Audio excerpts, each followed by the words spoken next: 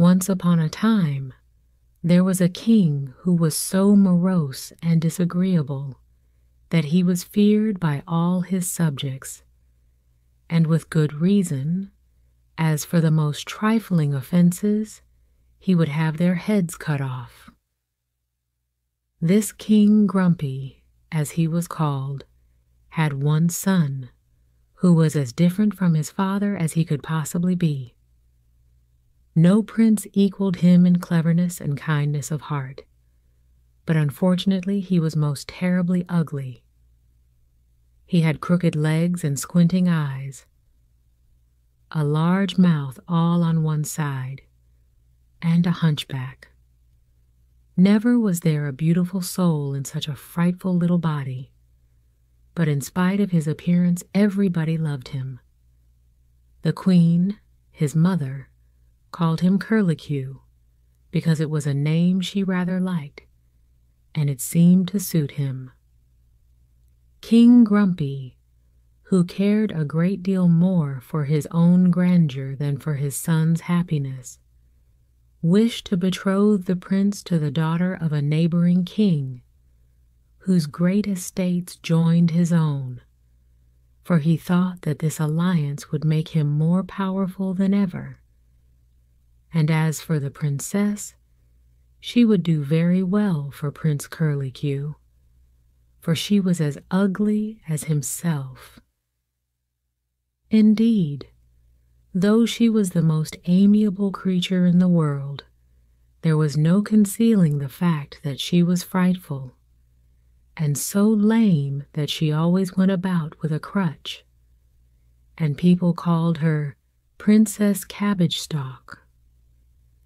The king, having asked for and received a portrait of this princess, had it placed in his great hall under a canopy, and sent for Prince Curlicue, to whom he said that as this was the portrait of his future bride, he hoped the prince found it charming. The prince, after one glance at it, turned away with a disdainful air, which greatly offended his father. "Am I to understand that you are not pleased?" he said very sharply. "No, sire," replied the prince. "How could I be pleased to marry an ugly, lame princess?" "Certainly it is becoming in you to object to that," said King Grumpy, "since you are ugly enough to frighten anyone yourself." "That is the very reason," said the prince, "that I wish to marry someone who is not ugly. I am quite tired enough of seeing myself." "I tell you that you shall marry her," cried King Grumpy angrily. And the prince, seeing that it was of no use to remonstrate, bowed and retired.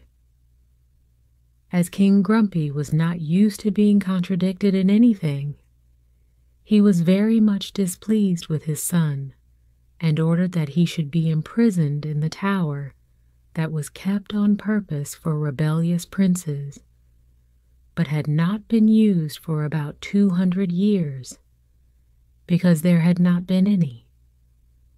The prince thought all the rooms looked strangely old-fashioned, with their antique furniture, but as there was a good library he was pleased, for he was very fond of reading, and he soon got permission to have as many books as he liked. But when he looked at them, he found that they were written in a forgotten language, and he could not understand a single word, though he amused himself with trying. King Grumpy was so convinced that Prince Curlicue would soon get tired of being in prison, and so consent to marry the Princess Cabbage Stalk, that he sent ambassadors to her father proposing that she should come and be married to his son, who would make her perfectly happy. The king was delighted to receive so good an offer for his unlucky daughter, though, to tell the truth, he found it impossible to admire the prince's portrait, which had been sent to him. However, he had it placed in as favorable a light as possible, and sent for the princess. But the moment she caught sight of it, she looked the other way and began to cry.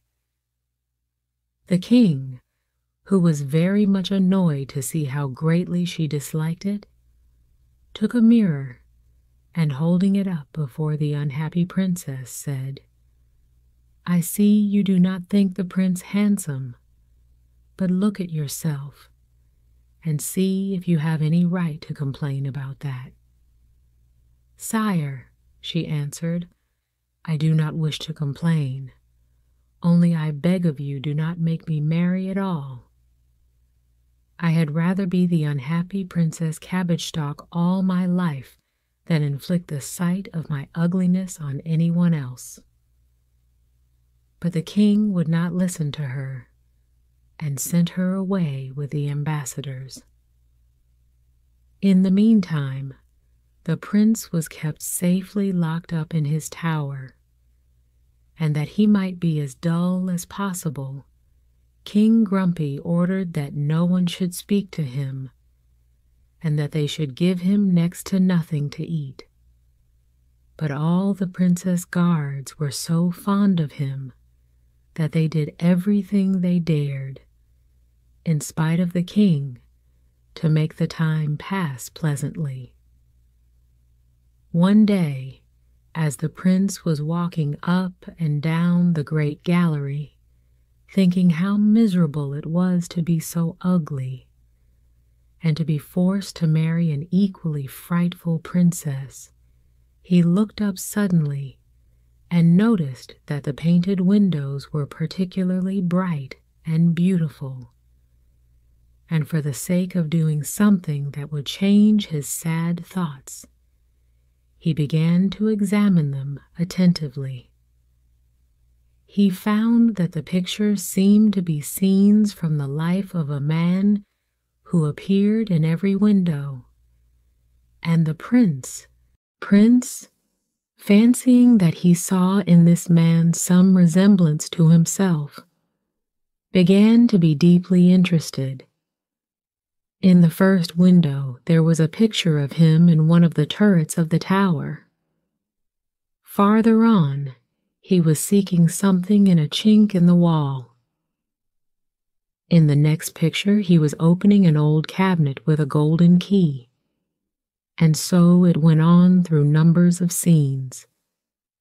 And presently the prince noticed that another figure occupied the most important place in each scene, and this time it was a tall, handsome young man.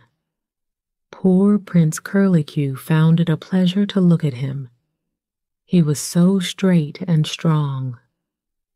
By this time it had grown dark, and the prince had to go back to his own room, and to amuse himself, he took up a quaint old book and began to look at the pictures. But his surprise was great to find that they represented the same scenes as the windows of the gallery, and what was more, that they seemed to be alive. In looking at pictures of musicians, he saw their hands move and heard sweet sounds. There was a picture of a ball, and the prince could watch the little dancing people come and go. He turned a page, and there was an excellent smell of a savory dinner, and one of the figures who sat at the feast looked at him and said, "We drink your health, Curlicue. Try to give us our queen again, for if you do, you will be rewarded. If not, it will be the worse for you." At these words the prince, who had been growing more and more astonished, was fairly terrified, and dropping the book with a crash, he sank back insensible. The noise he made brought his guards to his aid, and as soon as he revived, they asked him what was the matter. He answered that he was so faint and giddy with hunger that he had imagined he saw and heard all sorts of strange things. Thereupon, in spite of the king's orders, the guards gave him an excellent supper, and when he had eaten it, he again opened his book, but could see none of the wonderful pictures, which convinced him that he must have been dreaming before.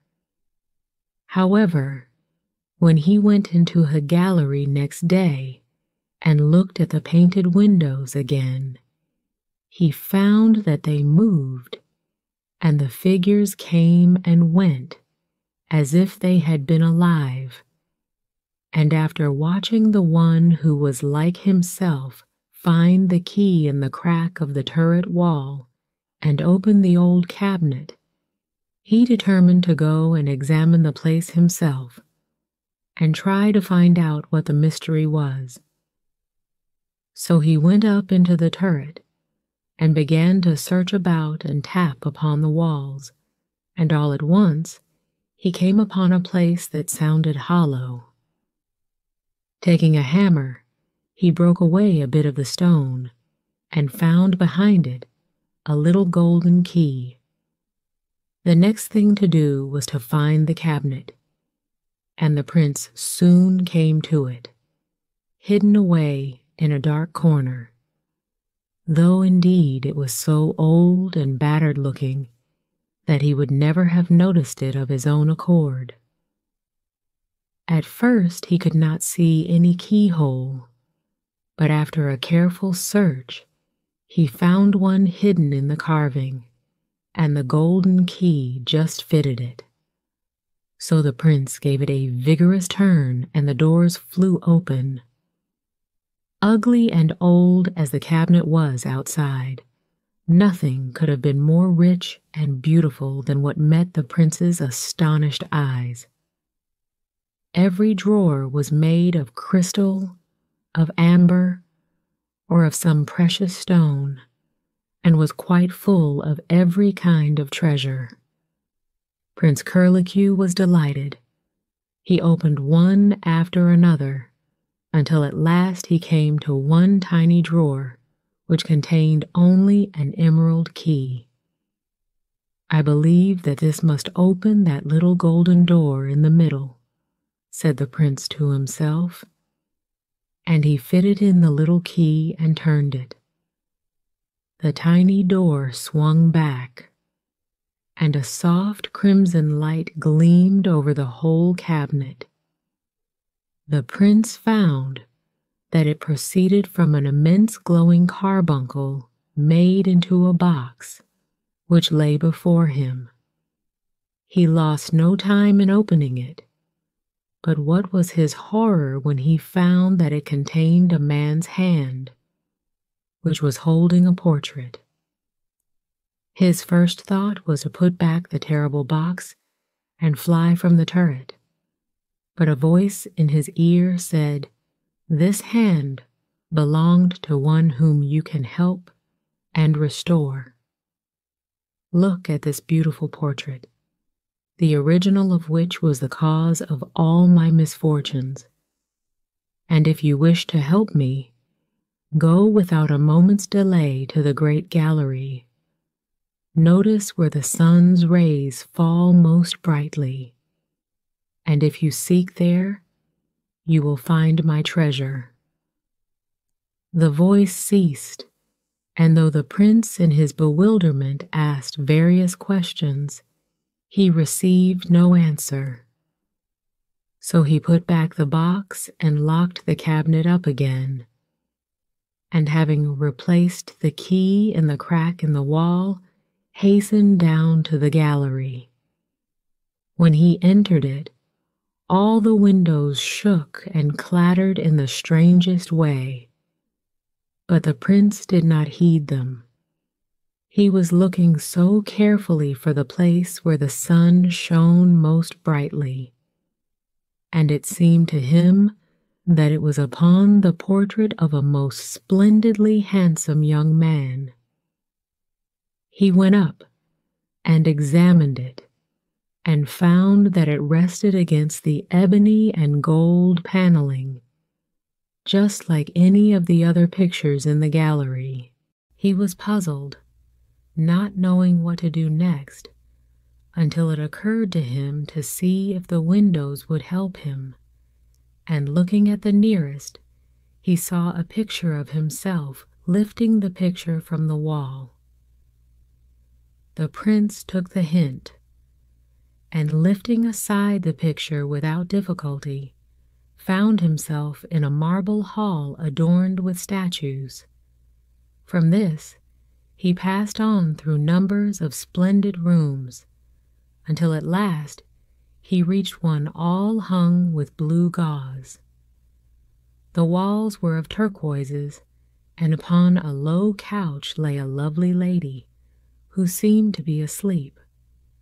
Her hair, black as ebony, was spread across the pillows, making her face look ivory white, and the prince noticed that she was unquiet.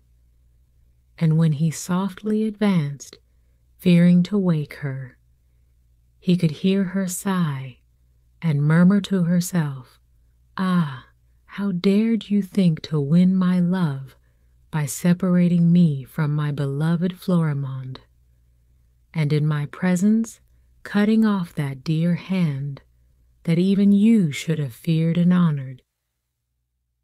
And then the tears rolled slowly down the lovely lady's cheeks, and Prince Curlicue began to comprehend that she was under an enchantment, and that it was the hand of her lover that he had found. At this moment, a huge eagle flew into the room, holding in its talons a golden branch, upon which were growing what looked like clusters of cherries. Only every cherry was a single glowing ruby. This he presented to the prince, who guessed by this time that he was in some way to break the enchantment that surrounded the sleeping lady. Taking the branch, he touched her lightly with it, saying, "Fair one, I know not by what enchantment thou art bound, but in the name of thy beloved Florimond, I conjure thee to come back to the life which thou hast lost, but not forgotten." Instantly the lady opened her lustrous eyes and saw the eagle hovering near. "Ah, stay, dear love, stay," she cried. But the eagle, uttering a dolorous cry, fluttered his broad wings and disappeared. Then the lady turned to Prince Curlicue and said, "I know that it is to you I owe my deliverance from an enchantment which has held me for 200 years. If there is anything that I can do for you in return, you have only to tell me, and all my fairy power shall be used to make you happy." "Madame," said Prince Curlicue, "I wish to be allowed to restore your beloved Florimond to his natural form, since I cannot forget the tears you shed for him." "That is very amiable of you, dear Prince," said the fairy, "but it is reserved for another person to do that. I cannot explain more at present. But is there nothing you wish for yourself?" "Madam," cried the prince, flinging himself down at her feet, "only look at my ugliness. I am called Curlicue, and am an object of derision. I entreat you to make me less ridiculous." "Rise, Prince," said the fairy, touching him with a golden branch. "Be as accomplished as you are handsome, and take the name of Prince Peerless, since that is the only title which will suit you now." Silent from joy, The prince kissed her hand to express his thanks, and when he rose and saw his new reflection in the mirrors which surrounded him, he understood that Curlicue was indeed gone forever. "How I wish," said the fairy, "that I dared to tell you what is in store for you, and warn you of the traps which lie in your path. But I must not. Fly from the tower, Prince, and remember that the fairy Dulcinea will be your friend always." When she had finished speaking, the prince, to his great astonishment, found himself no longer in the tower, but set down in a thick forest at least 100 leagues away from it. And there we must leave him for the present, and see what was happening elsewhere. When the guards found that the prince did not ask for his supper as usual, they went into his room, and not finding him there, were very much alarmed, and searched the tower from turret to dungeon, but without success. Knowing that the king would certainly have their heads cut off for allowing the prince to escape, they then agreed to say that he was ill, and after making the smallest among them look as much like Prince Curlicue as possible, they put him into his bed and sent to inform the king. King Grumpy was quite delighted to hear that his son was ill, for he thought that he would all the sooner be brought to do as he wished, and marry the princess. So he sent back to the guards to say that the prince was to be treated as severely as before, which was just what they had hoped he would say. In the meantime, the Princess Cabbage Stalk had reached the palace, traveling in a litter. King Grumpy went out to meet her, but when he saw her, with a skin like a tortoise's, her thick eyebrows meeting above her large nose, and her mouth from ear to ear, he could not help crying out, "Well, I must say Curlicue is ugly enough, but I don't think you need have thought twice before consenting to marry him." "Sire," she replied, "I know too well what I am like to be hurt by what you say, but I assure you that I have no wish to marry your son. I had rather be called Princess Cabbage Stalk than Queen Curlicue." This made King Grumpy very angry. "Your father has sent you here to marry my son," he said, "and you may be sure that I am not going to offend him by altering his arrangements." So the poor princess was sent away in disgrace to her own apartments, and the ladies who attended upon her were charged to bring her to a better mind. At this juncture the guards, who were in great fear that they would be found out, sent to tell the king that his son was dead, which annoyed him very much. He at once made up his mind that it was entirely the princess's fault, and gave orders that she should be imprisoned in the tower in Prince Curlicue's place. The Princess Cabbage Stalk was immensely astonished at this unjust proceeding, and sent many messages of remonstrance to King Grumpy, but he was in such a temper that no one dared to deliver them, or to send the letters which the princess wrote to her father.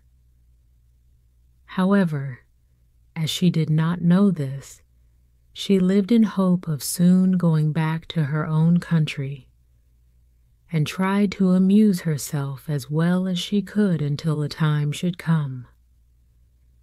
Every day she walked up and down the long gallery, until she too was attracted and fascinated by the ever-changing pictures in the windows, and recognized herself in one of the figures. "They seem to have taken a great delight in painting me since I came to this country," she said to herself. "One would think that I and my crutch were put in on purpose to make that slim, charming young shepherdess in the next picture look prettier by contrast. Ah, how nice it would be to be as pretty as that." And then she looked at herself in a mirror and turned away quickly with tears in her eyes from the doleful sight. All at once she became aware that she was not alone, for behind her stood a tiny old woman in a cap, who was as ugly again as herself, and quite as lame. "Princess," she said, "your regrets are so piteous that I have come to offer you the choice of goodness or beauty. If you wish to be pretty, you shall have your way, but you will also be vain, capricious, and frivolous. If you remain as you are now, you shall be wise and amiable and modest." "Alas, madam," cried the princess, "is it impossible to be at once wise and beautiful?" "No, child," answered the old woman, "only to you it is decreed that you must choose between the two. See, I have brought with me my white and yellow muff. Breathe upon the yellow side, and you will become like the pretty shepherdess you so much admire, and you will have won the love of the handsome shepherd, whose picture I have already seen you studying with interest. Breathe upon the white side, and your looks will not alter, but you will grow better and happier day by day. Now you may choose." "Ah, well," said the princess, "I suppose one can't have everything, and it's certainly better to be good than pretty." And so she breathed upon the white side of the muff and thanked the old fairy, who immediately disappeared. The Princess Cabbage Stalk felt very forlorn when she was gone, and began to think that it was quite time her father sent an army to rescue her. "If I could but get up into the turret," she thought, "to see if anyone is coming." But to climb up there seemed impossible. Nevertheless, she presently hit upon a plan. The great clock was in the turret, as she knew, though the weights hung down into the gallery. Taking one of them off the rope, she tied herself on in its place, and when the clock was wound, up she went triumphantly into the turret. She looked out over the country the first thing, but seeing nothing, she sat down to rest a little and accidentally leant back against the wall which Curlicue, or rather Prince Peerless, had so hastily mended. Out fell the broken stone, and with it the golden key. The clatter it made upon the floor attracted the Princess Cabbage Stalk's attention. She picked it up, and after a moment's consideration, decided that it must belong to the curious old cabinet in the corner, which had no visible keyhole. And then it was not long before she had it open, and was admiring the treasures it contained as much as Prince Peerless had done before her. And at last she came to the carbuncle box. No sooner had she opened it than with a shudder of horror she tried to throw it down, but found that some mysterious power compelled her to hold it against her will. And at this moment, a voice in her ear said softly, Take courage, Princess. Upon this adventure your future happiness depends." "What am I to do?" said the princess, trembling. "Take the box," replied the voice, "and hide it under your pillow. And when you see an eagle, give it to him without losing a moment." Terrified as the princess was, she did not hesitate to obey, and hastened to put back all the other precious things precisely as she had found them. By this time, her guards were seeking her everywhere, and they were amazed to find her up in the turret, for they said she could only have got there by magic. For 3 days nothing happened, but at last in the night the princess heard something flutter against her window, and drawing back her curtains, she saw in the moonlight that it was an eagle. Limping across at her utmost speed, she threw the window open, and the great eagle sailed in, beating with his wings for joy. The princess lost no time in offering it the carbuncle box, which it grasped in its talons, and instantly disappeared, leaving in its place the most beautiful prince she had ever seen, who was splendidly dressed and wore a diamond crown. "Princess," said he, "for 200 years has a wicked enchanter kept me here. We both loved the same fairy, but she preferred me. However, he was more powerful than I, and succeeded, when for a moment I was off my guard, in changing me into an eagle, while my queen was left in an enchanted sleep. I knew that after 200 years a prince would recall her to the light of day, and a princess, in restoring to me the hand which my enemy had cut off, would give me back my natural form. The fairy who watches over your destiny told me this, and it was she who guided you to the cabinet in the turret, where she had placed my hand. It is she also who permits me to show my gratitude to you by granting whatever favor you may ask of me. Tell me, Princess, what is it that you wish for most? Shall I make you as beautiful as you deserve to be?" "Ah, if you only would!" cried the princess, and at the same moment she heard a crick-cracking in all her bones. She grew tall and straight and pretty, with eyes like shining stars, and a skin as white as milk. "Oh, wonderful! Can this really be my poor little self?" she exclaimed, looking down in amazement at her tiny worn-out crutch as it lay upon the floor. "Indeed, Princess," replied Florimond, "it is yourself, but you must have a new name, since the old one does not suit you now. Be called Princess Sunbeam, for you are bright and charming enough to deserve the name." And so saying, he disappeared, and the princess, without knowing how she got there, found herself walking under shady trees by a clear river. Of course, the first thing she did was to look at her own reflection in the water, and she was extremely surprised to find that she was exactly like the shepherdess she had so much admired, and wore the same white dress and flowery wreath that she had seen in the painted windows.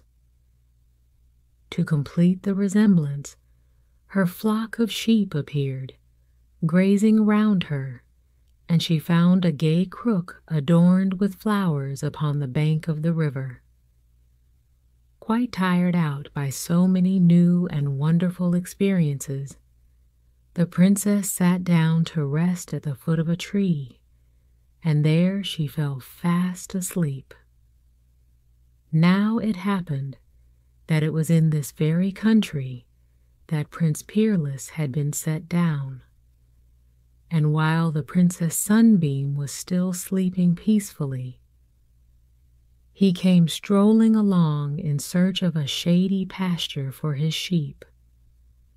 The moment he caught sight of the princess, he recognized her as the charming shepherdess whose picture he had seen so often in the tower.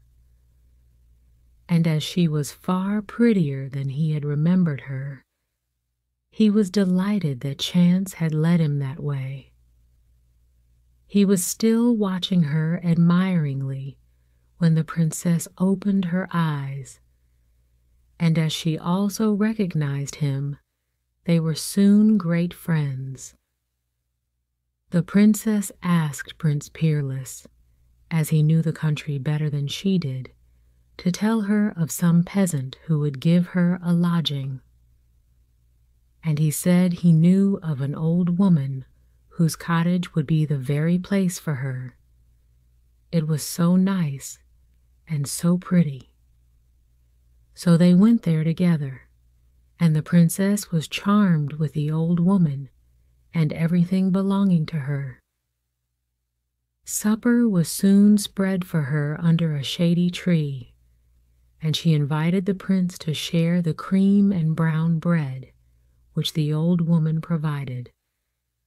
This he was delighted to do, and having first fetched from his own garden all the strawberries, cherries, nuts, and flowers he could find, they sat down together and were very merry. After this, they met every day as they guarded their flocks, and were so happy that Prince Peerless begged the princess to marry him, so that they might never be parted again. Now, though the Princess Sunbeam appeared to be only a poor shepherdess, she never forgot that she was a real princess, and she was not at all sure that she ought to marry a humble shepherd, though she knew she would like to do so very much. So she resolved to consult an enchanter, of whom she had heard a great deal since she had been a shepherdess, and without saying a word to anybody, she set out to find the castle in which he lived with his sister, who was a powerful fairy. The way was long, and lay through a thick wood, where the princess heard strange voices calling to her from every side. But she was in such a hurry that she stopped for nothing, and at last she came to the courtyard of the enchanter's castle. The grass and briars were growing as high as if it were 100 years since anyone had set foot there. But the princess got through at last, though she gave herself a good many scratches by the way. And then she went into a dark, gloomy hall, where there was but one tiny hole in the wall through which the daylight could enter.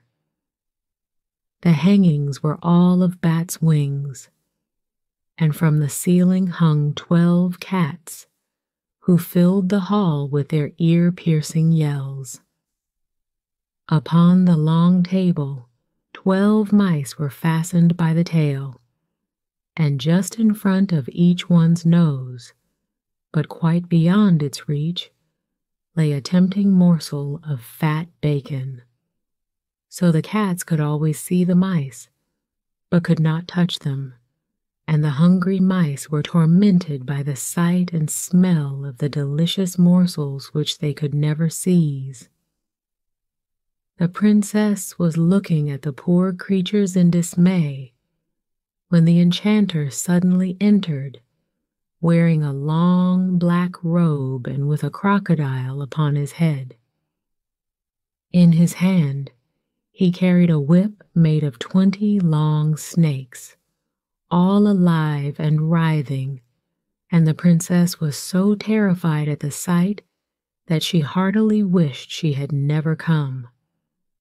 Without saying a word, she ran to the door, but it was covered with a thick spider's web, and when she broke it, she found another, and another, and another. In fact, there was no end to them. The princess's arms ached with tearing them down, and yet she was no nearer to getting out. And the wicked enchanter behind her laughed maliciously. At last he said, "You might spend the rest of your life over that without doing any good. But as you are young and quite the prettiest creature I have seen for a long time, I will marry you if you like, and I will give you those cats and mice that you see there for your own. They are princes and princesses who have happened to offend me. They used to love one another as much as they now hate one another. Aha! It's a pretty little revenge to keep them like that." "Oh, if you would only change me into a mouse too," cried the princess. "Oh, so you won't marry me?" said he. "Little simpleton, you should have everything heart can desire." "No, indeed, nothing should make me marry you. In fact, I don't think I shall ever love anyone," cried the princess. "In that case," said the enchanter, touching her, "you had better become a particular kind of creature that is neither fish nor fowl. You shall be light and airy, and as green as the grass you live in. Off with you, Madam Grasshopper." And the princess, rejoicing to find herself free once more, skipped out into the garden, the prettiest little green grasshopper in the world. But as soon as she was safely out, she began to be rather sorry for herself. "Ah, Florimond," she sighed, "is this the end of your gift? Certainly beauty is short-lived, and this funny little face and a green crepe dress are a comical end to it. I had better have married my amiable shepherd. It must be for my pride that I am condemned to be a grasshopper and sing day and night in the grass by this brook, when I feel far more inclined to cry." In the meantime, Prince Peerless had discovered the princess's absence and was lamenting over it by the river's brim when he suddenly became aware of the presence of a little old woman. She was quaintly dressed in a ruff and farthingale, and a velvet hood covered her snow-white hair. "You seem sorrowful, my son," she said. "What is the matter?" "Alas, mother," answered the prince, "I have lost my sweet shepherdess, but I am determined to find her again, though I should have to traverse the whole world in search of her."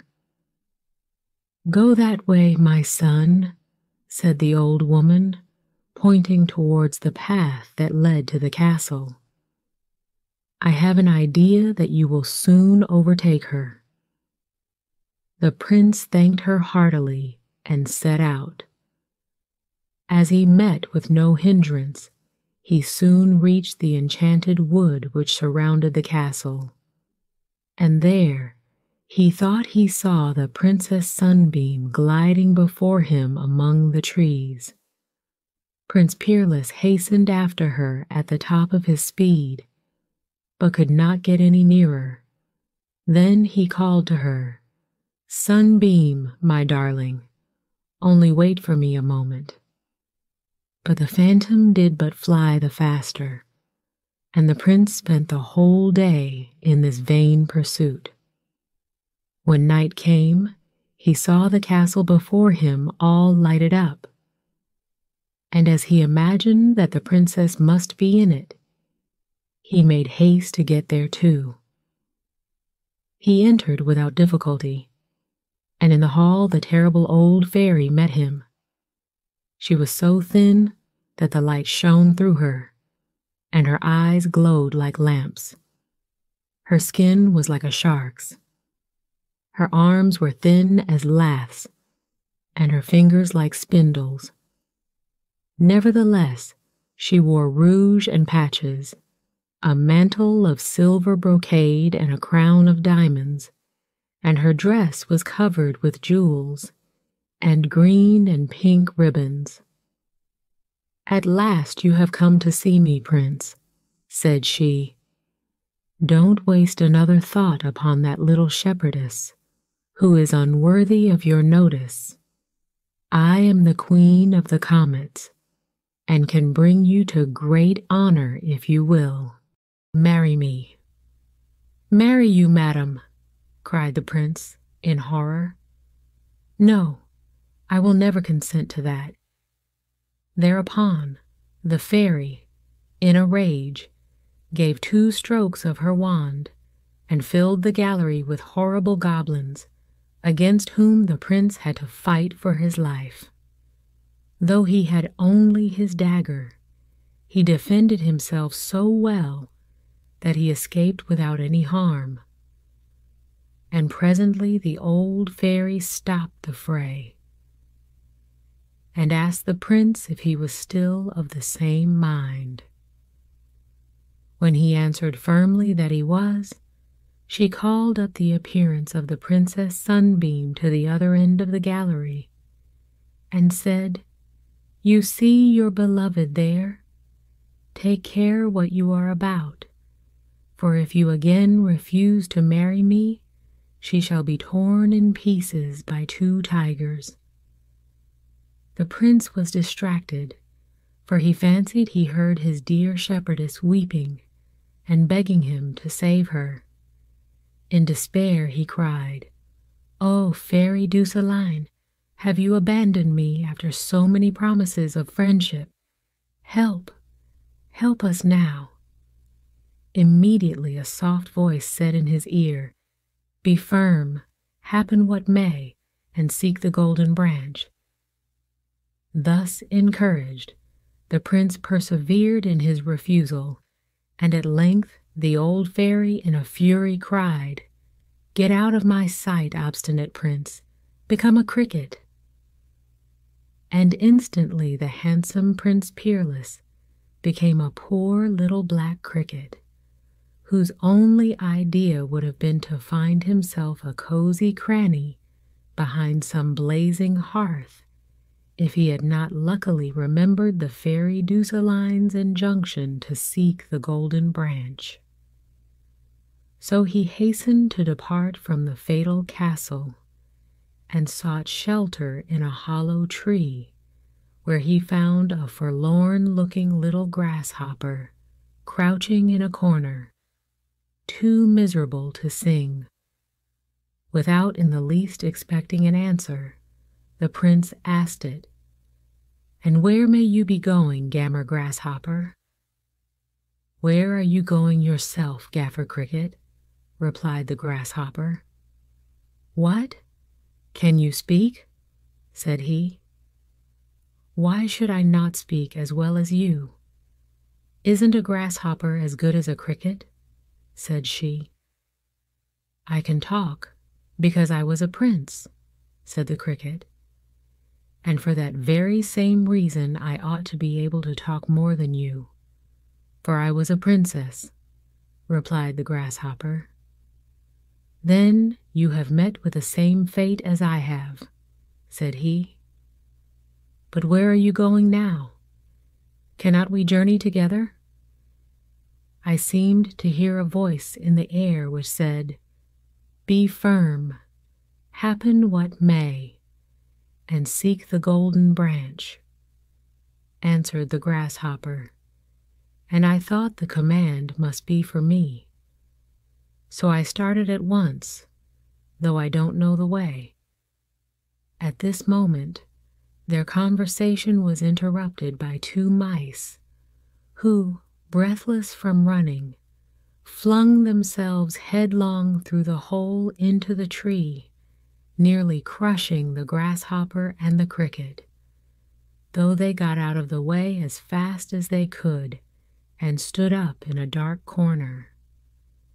"Ah, madame," said the fatter of the two, "I have such a pain in my side from running so fast.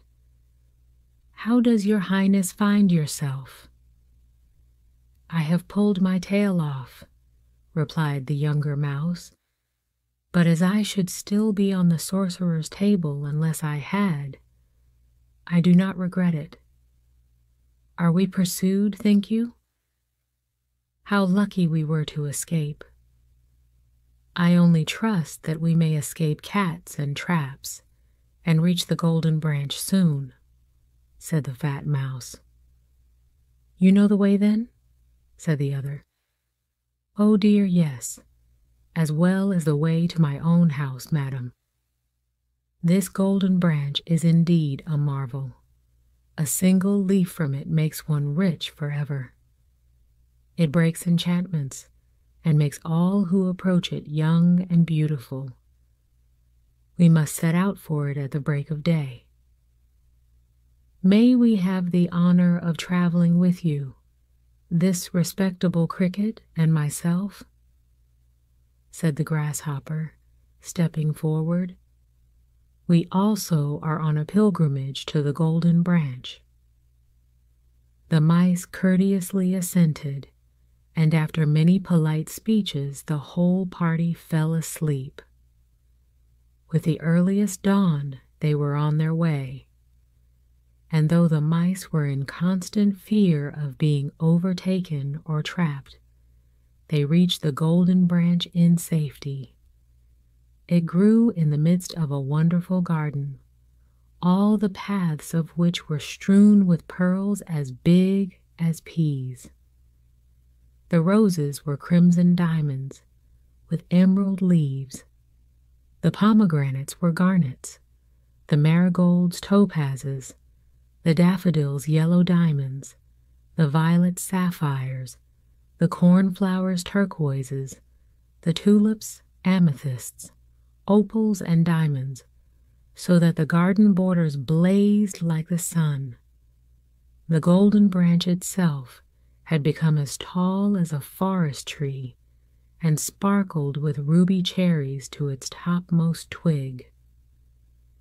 No sooner had the grasshopper and the cricket touched it than they were restored to their natural forms, and their surprise and joy were great when they recognized each other. At this moment, Florimond and the fairy Dusseline appeared in great splendor, and the fairy, as she descended from her chariot, said with a smile, "So you two have found one another again, I see. But I have still a surprise left for you. Don't hesitate, Princess, to tell your devoted shepherd how dearly you love him, as he is the very prince your father sent you to marry. So come here, both of you, and let me crown you, and we will have the wedding at once." The prince and princess thanked her with all their hearts, and declared that to her they owed all their happiness. And then the two princesses, who had so lately been mice, came and begged that the fairy would use her power to release their unhappy friends, who were still under the enchanter's spell. "Really," said the fairy Dusseline, "on this happy occasion I cannot find it in my heart to refuse you anything." And she gave 3 strokes of her wand upon the golden branch, and immediately all the prisoners in the enchanter's castle found themselves free, and came with all speed to the wonderful garden, where one touch of the golden branch restored each one to his natural form. And they greeted one another with many rejoicings. To complete her generous work, the fairy presented them with a wonderful cabinet and all the treasures it contained, which were worth at least 10 kingdoms. But to Prince Peerless and the Princess Sunbeam she gave the palace and garden of the Golden Branch, where immensely rich and greatly beloved by all their subjects, they lived happily ever after.